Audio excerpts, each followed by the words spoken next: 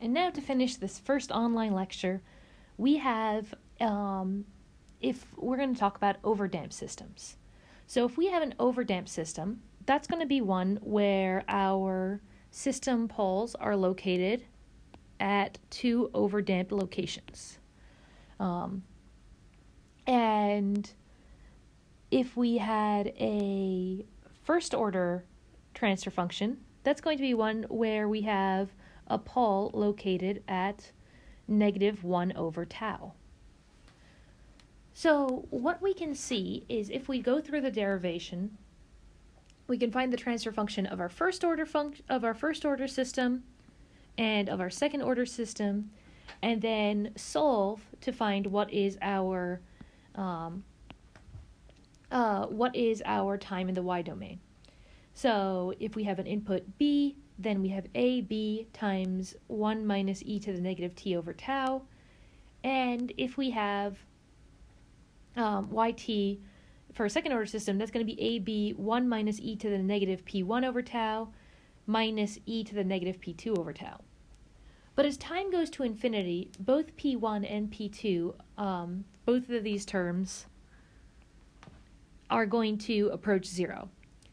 And the one that is farther away, and let's use a different color, the one that's farther away is going to go to 0 a lot faster, which means that we can neglect this term.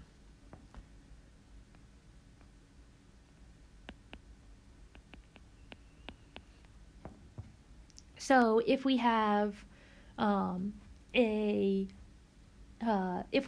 system that is second order, we can approximate that just by looking at the tau value of the smallest or closest to the origin for our system.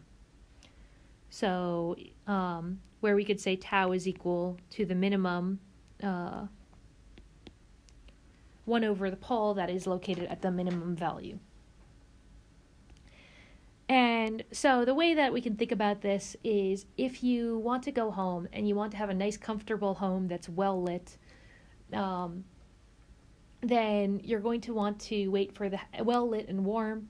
You're going to want to wait for the temperature to get warm and for the lights to turn on. But if your comfort depends on both of these, you're not really going to notice how long you've been comfortable with the lights on. You're going to be more annoyed that the room is cold.